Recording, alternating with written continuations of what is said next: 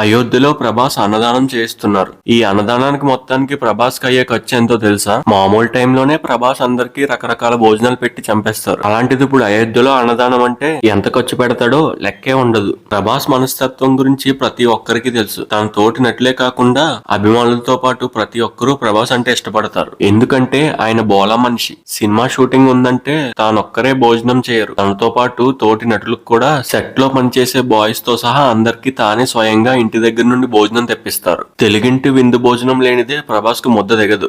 ఇలాంటి సంఘటనలు చూసి ప్రతి ఒక్కరూ ప్రభాస్ నిజంగా రాజు అని, రాజు లాంటి మహారాజు అంటూ కొనియాడతారు.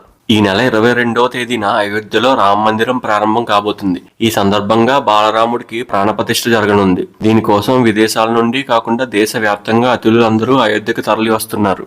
రామ మందిరం చుట్టుపక్కల కలిపి దాదాపు 300 ప్రాంతాల్లో అన్నదానం చేయనున్నారు. దీనికి ప్రభాస్ ముందుకు వచ్చారు. దానికి ఖర్చు మొత్తం 50 కోట్లు కానున్నట్లు తెలుస్తుంది. తెలుగు ఇండస్ట్రీ నుండి చిరంజీవి, పవన్ కళ్యాణ్, జూనియర్ ఎన్టీఆర్, మోహన్ బాబు, రామ్ చరణ్, ప్రభాస్ లాంటి ప్రముఖులను ఆహ్వానాలు అందాయి.